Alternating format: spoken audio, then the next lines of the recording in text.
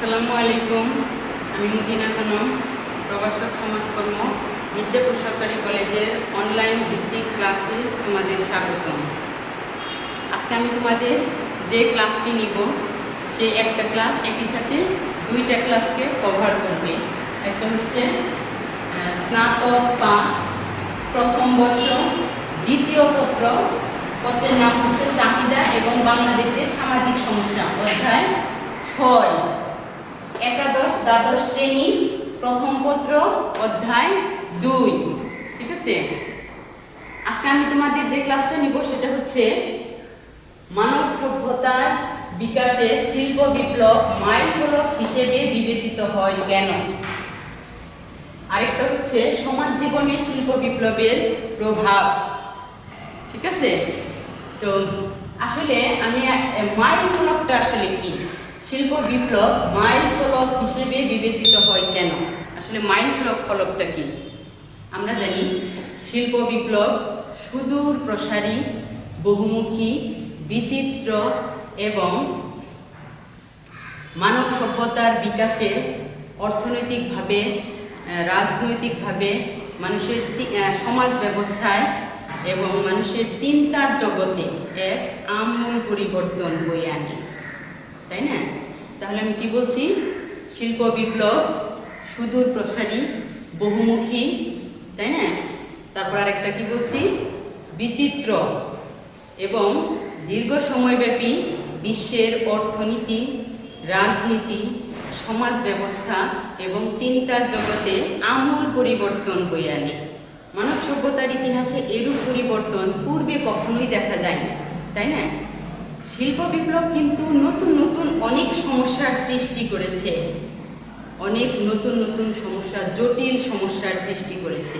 তা সত্ত্বেও শিল্প বিপ্লবের ফলে মানব সভ্যতার ইতিহাসে এক নতুন যুগের সৃষ্টি হয়েছে, তাই না? যে নতুন যুগ মানব সভ্যতার ইতিহাসে আগে কখনোই ছিল না, তাই না? শিল্প বিপ্লব মানব সভ্যতাকে প্রাক শিল্প যুগ এবং শিল্প বিপ্লবোত্তর যুগ, এই দুটি ভাগে ভাগ করেছে। প্রাক শিল্প যুগের মানব সভ্যতার সাথে শিল্প বিপ্লবোত্তর যুগের মানব সভ্যতার ব্যাপক পার্থক্য এবং স্বতন্ত্র রয়েছে। এসব পার্থক্য এবং স্বতন্ত্র বোঝাতে গিয়ে শিল্প বিপ্লবকে মানব সভ্যতার ইতিহাসে মাইলফলক হিসেবে বিবেচনা করা হয়। অর্থাৎ শিল্প বিপ্লব সম্পূর্ণ নতুন এক সভ্যতার সূচনাকারী বিধায়। কি বলছি, শিল্প বিপ্লব সম্পূর্ণ নতুন এক সভ্যতার সূচনাকারী বিধায় শিল্প বিপ্লবকে মাইলফলক হিসেবে বিবেচনা করা হয়। ঠিক আছে, এখানে যদিও কিছু জটিল সমস্যা আছে, কিন্তু এখানে ইতিবাচক দিকগুলি বেশি আসবে। তাহলে আমরা বলতে পারি যে শিল্প বিপ্লবকে যেসব কারণে মানব সভ্যতার ইতিহাসে মাইলফলক হিসেবে বিবেচনা করা হয়, তার মধ্যে উল্লেখযোগ্য কয়েকটি কারণ নিয়ে আমরা আজকে আলোচনা করব। ঠিক আছে, তো 1 নম্বরে আমরা বলতে পারি মাইলফলক। তাহলে প্রশ্নটা কি, শিল্প বিপ্লবকে মাইলফলক হিসেবে বিবেচিত বা বিবেচনা করার কারণ। ঠিক আছে, 1 নম্বরে আমরা বলতে পারি কি, উৎপাদন এবং বন্টন ব্যবস্থায় পরিবর্তন।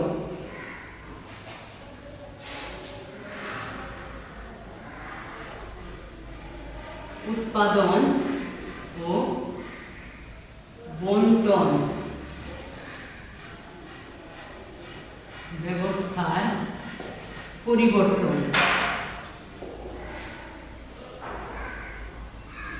কি বলছি, উৎপাদন ও বন্টন ব্যবস্থার পরিবর্তন। তার মানে শিল্প বিপ্লবের ফলে উৎপাদন এবং বন্টন ব্যবস্থায় আমূল পরিবর্তন আসে।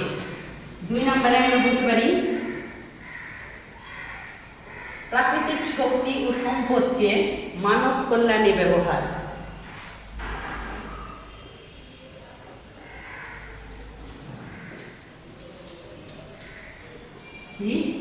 প্রাকৃতিক শক্তি ও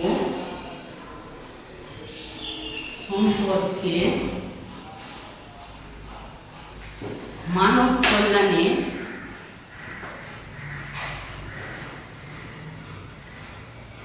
কল্যাণে ব্যবহার।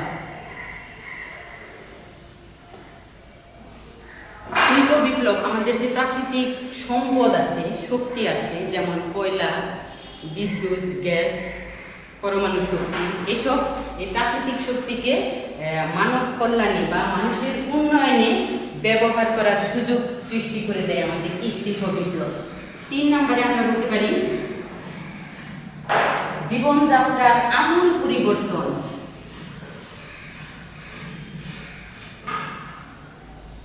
জীবনযাত্রার আমূল পরিবর্তন। শিল্প বিপ্লবের ফলে আমাদের এই জীবনযাত্রার আমূল পরিবর্তন আসে, তাই না? 4 নম্বরে আমরা বলতে পারি নতুন সামাজিক সম্পর্কের বিন্যাস।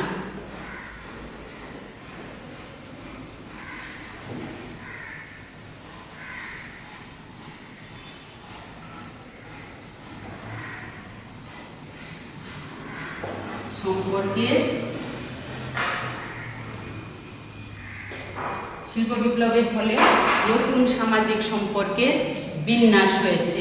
যেমন আগে আমরা কুটির শিল্পে পুকুরে ঘরে কুটির শিল্পের মাধ্যমে আমাদের উৎপাদন ব্যবস্থা চলতো, কিন্তু শিল্প বিপ্লবের ফলে নগরায়ন হয়েছে, নগর সভ্যতার সৃষ্টি হয়েছে এবং মানুষ আবাসন গড়ে তুলেছে, যার ফলে নতুন সামাজিক সম্পর্কেরও বিন্যাস হয়েছে। 5 নম্বরে আমরা বলতে পারি শ্রম বিভাগের উদ্ভব। শ্রম বিভাগের উদ্ভব। আগে শিল্প বিপ্লবের আগে কোনো শ্রম বিভাগ ছিল না। শ্রমিকদের মান উন্নয়নে বা শ্রমিকদের কল্যাণে কোনো সংস্থা বা বিভাগ ছিল না, কিন্তু শিল্প বিপ্লবের পরে শ্রমিকদের কল্যাণে অনেক শ্রম বিভাগ গড়ে উঠেছে। 7 নম্বরে আমরা বলতে পারি 6 নম্বরে আমরা বলতে পারি গণতন্ত্রের বিকাশ।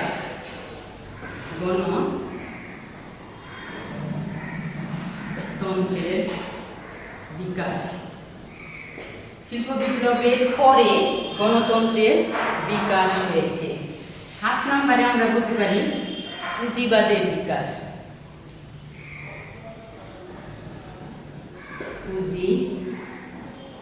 পুঁজিবাদের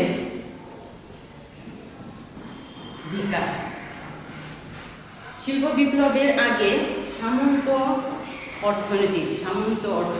সামন্তবাদী অর্থনীতির ব্যবস্থা ছিল, কিন্তু শিল্প বিপ্লবের পরে পুঁজিবাদী অর্থনীতির বিকাশ হয়েছে। ঠিক আছে?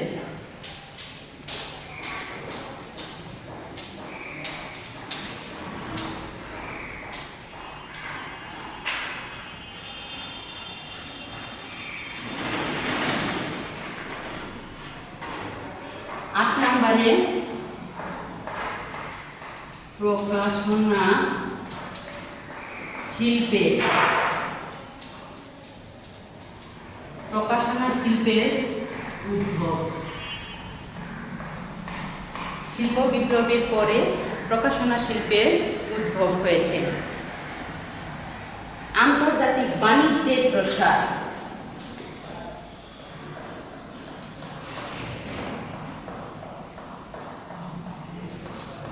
আন্তর্জাতিক বাণিজ্যের প্রসার।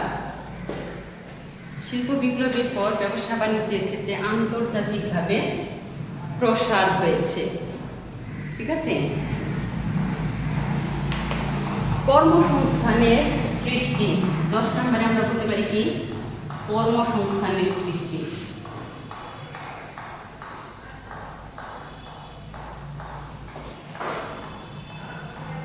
কর্মসংস্থানের সৃষ্টি। শিল্প বিপ্লবের ফলে নতুন নতুন অনেক কর্মসংস্থানের সৃষ্টি হয়েছে। সৃজনশীল প্রতিভার বিকাশ। 11 নম্বরে আমরা বলতে পারি সৃজনশীল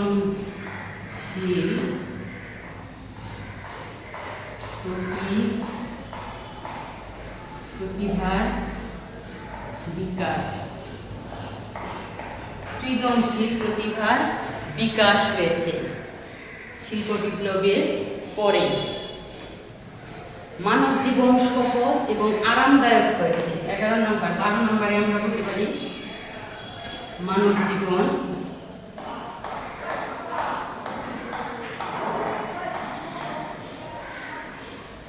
সহজ ও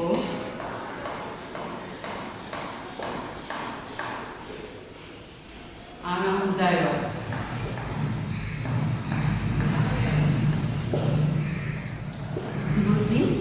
মানব জীবন সহজ ও আরামদায়ক হয়েছে।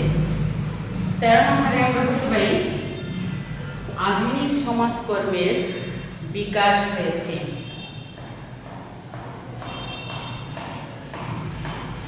আধুনিক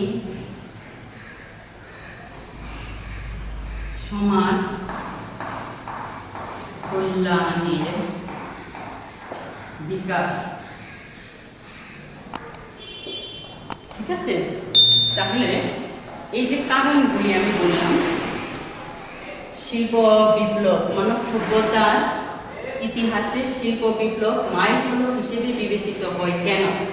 এইসব কারণে যে 13টা, আরো অনেক কারণ আছে, আরো অনেক কারণ আছে, এর মধ্যে থেকে আমি 12-13টা কারণ তোমাদের সামনে বললাম।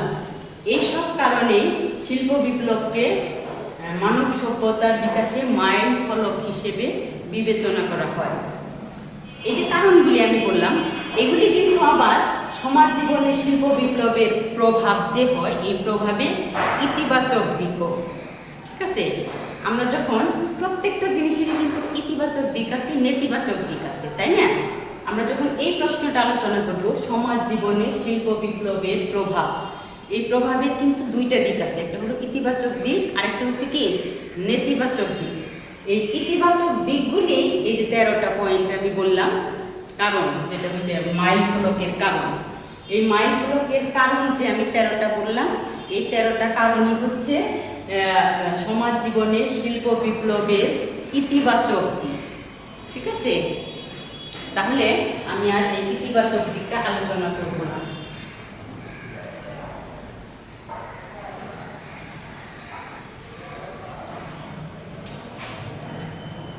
তাহলে কি এখন হচ্ছে প্রভাব। প্রভাবের দুইটা দিক আছে। প্রভাবের কয়টা দিক? দুইটা দিক। একটা হচ্ছে কি ইতিবাচক, আরেকটা হচ্ছে 2 নম্বরে হচ্ছে নেতিবাচক। নেতিবাচক 1 নম্বরে হচ্ছে কি ইতিবাচক, 2 নম্বরে হচ্ছে কি নেতিবাচক। তাহলে আমি আগেই বলেছি যে ইতিবাচক দিকগুলি আমি একটু আগে আলোচনা করলাম। তার মানে এই শিল্প বিপ্লবকে কেন মাইল ফলক হিসেবে বিবেচনা করা হয়, তার যে কারণগুলি আমি বলেছি বা লিখেছি, দেখিয়ে দিয়েছি তোমাদের। এই কারণগুলি হচ্ছে কি এই ইতিবাচক দিক। ঠিক আছে, এই কারণগুলি হচ্ছে কি ইতিবাচক দিক। এই জন্য আমি আর ইতিবাচক দিক নিয়ে তোমাদের সামনে আলোচনা করব না। এখন আমি নেতিবাচক দিক নিয়ে আলোচনা করব। 2 নম্বরে কি নেতিবাচক দিক। নেতিবাচক দিক, ঠিক আছে। শিল্প বিপ্লবের যেমন মানব জীবনে অনেক কল্যাণ, অনেক মঙ্গল বয়ে এনেছে, তেমনি আবার মানব জীবনের অনেক জটিল সমস্যারও সৃষ্টি করেছে। অনেক জটিল সমস্যার সৃষ্টি করেছে। তার মধ্যে আমরা একটা বলতে পারি যে অর্থনৈতিক নিরাপত্তাহীনতা। ঠিক আছে, কারণ শিল্প বিপ্লবের পরে যে কোনো কাজে শ্রমিকদের দক্ষতা লাগে, প্রত্যেকটা কাজে আলাদা আলাদাভাবে দক্ষতা লাগে। যে কাজের দক্ষ নয় সে কিন্তু ওই কাজ পায় না। তাহলে কি সে অর্থনৈতিকভাবে নিরাপত্তাহীনতায় ভোগে। 1 নম্বরে আমরা বলতে পারি অর্থনৈতিক নিরাপত্তাহীনতা। এই প্রভাবে নেতিবাচক দিক নিয়ে আলোচনা করতেছি। ঠিক আছে, 1 নম্বরে কি বলবো? অর্থনৈতিক নিরাপত্তাহীনতা।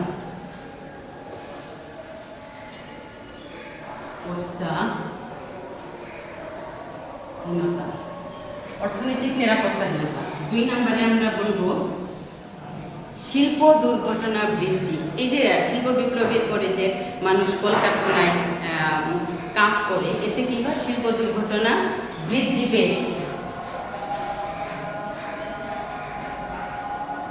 শিল্প দুর্ঘটনা বৃদ্ধি, শিল্প বিপ্লবের ফলে শিল্প দুর্ঘটনা বৃদ্ধি পেয়েছে। 3 নম্বরে আমরা বলতে পারি শিশু নিরাপত্তাহীনতা। শিশু নিরাপত্তাহীনতা অথবা বয়স্কদেরও নিরাপত্তাহীনতা। যেমন অনেক সময় আছে যে শিল্প বিপ্লবের ফলে যে কর্মসংস্থানের অনেক সুযোগ সৃষ্টি হয়েছে, তার মধ্যে একটা পরিবারের স্বামী বা স্ত্রী দুজনেই কিন্তু কাজ করেন বা চাকরি করেন। তারপরে কি হয়? তার ফলে শিশুরা নিরাপত্তাহীনতায় ভোগে, তারপরে বয়স্করাও নিরাপত্তাহীনতায় ভোগে। ঠিক আছে, তারপর আমরা আরেকটা বলতে পারি মালিক শ্রমিক দ্বন্দ্ব।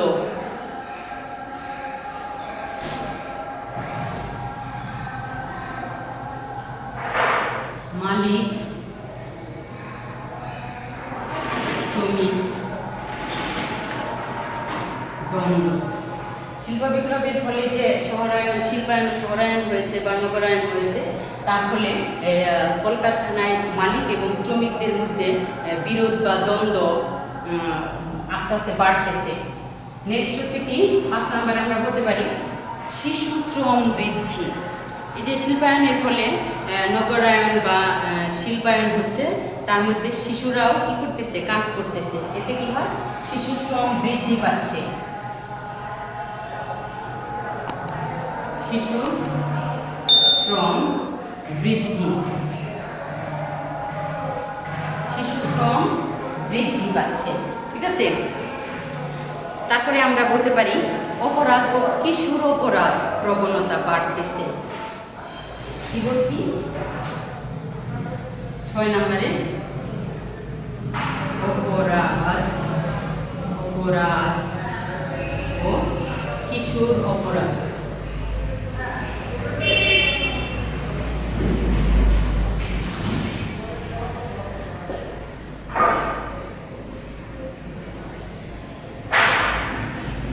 অপরাধ ও কিশোর অপরাধ বৃদ্ধি পাচ্ছে।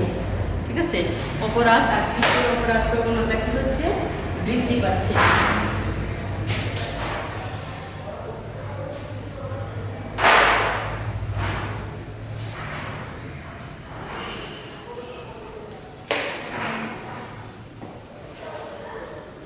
সাত নম্বরে আমরা বলতে পারি নৈতিক অবক্ষয়।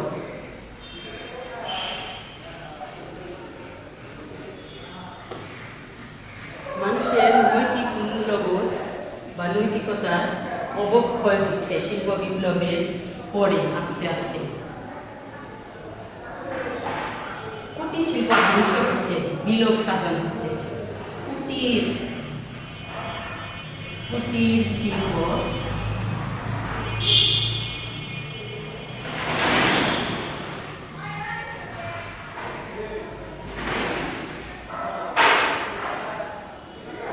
শিল্প বিপ্লবের পরে আমাদের কি হয়েছে?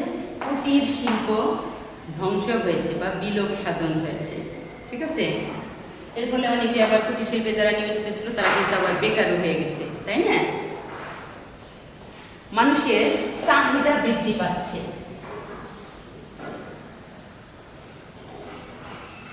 মানুষের চাহিদা বৃদ্ধি। শিল্প বিপ্লবের ফলে কিন্তু কি হচ্ছে? মানুষের চাহিদা বৃদ্ধি পাচ্ছে, তাই না? 10 নম্বরে আমরা বলতে পারি যৌথ পরিবার ভাঙন।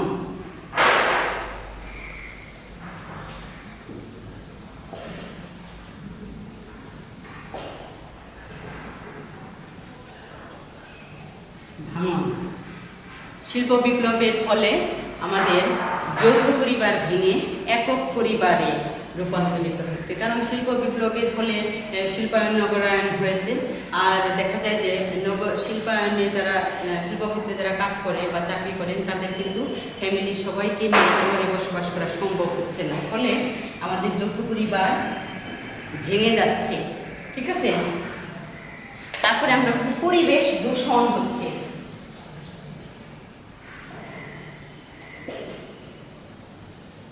পরিবেশ দূষণ, এই যে শিল্প বিপ্লবের ফলে যে শিল্পায়ন হয়েছে, নগরায়ন হয়েছে, কলকারখানার ধোঁয়া বা এই বজ্র কি হচ্ছে আমাদের পরিবেশ দূষিত করছে। তার মানে শিল্প বিপ্লবের ফলে আমাদের কি হচ্ছে, পরিবেশ দূষণ বেশি বৃদ্ধি পাচ্ছে। ঠিক আছে, অপসংস্কৃতির অনুপ্রবেশ।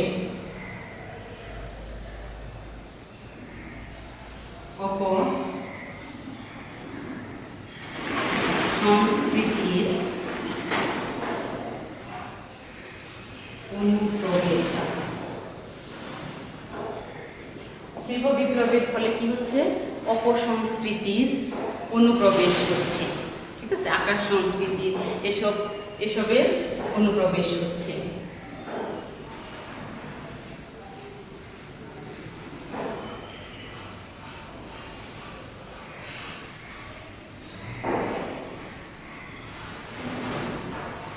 তেরো নম্বরে আমরা বলতে পারি সাংস্কৃতিক শূন্যতা। সাংস্কৃতিক শূন্যতা। আমরা জানি সংস্কৃতির কিন্তু দুটি দিক আছে, একটা হলো বস্তুগত সংস্কৃতি আর একটা হলো অবস্তুগত সংস্কৃতি। বস্তুগত সংস্কৃতি খুবই দ্রুত চলে, খুব তাড়াতাড়ি চলে, অবস্তুগত সংস্কৃতি ধীরে চলে। আর যখন এই বস্তুগত সংস্কৃতির সাথে অবস্তুগত সংস্কৃতি পাল্লা দিয়ে চলতে না পারে তখনই কি হয়, সাংস্কৃতিক শূন্যতা দেখা দেয়। এটা হচ্ছে কখন হয়েছে, শিল্প বিপ্লবের ফলে। তার মানে হলো এটা হচ্ছে কি, শিল্প বিপ্লবের একটা নেতিবাচক দিক। সামাজিক সম্পর্কের অবনতি।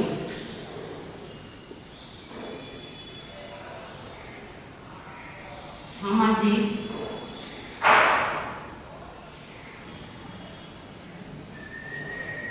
সম্পর্কের অবনতি। শিল্প বিপ্লবের ফলে আমাদের সামাজিক সম্পর্কের কেন যেন একটা অবনতি হয়েছে, কেন যেন মায়া মমতা, মানুষের যে আবেগ, এগুলি আস্তে আস্তে কমে যাচ্ছে। ঠিক আছে, এটা হচ্ছে কি একটা শিল্প বিপ্লবের নেতিবাচক দিক। ঠিক আছে, তাহলে আজ এই পর্যন্তই। তোমরা ভালো থাকো, সুস্থ থাকো এবং স্বাস্থ্যবিধি মেনে চলো।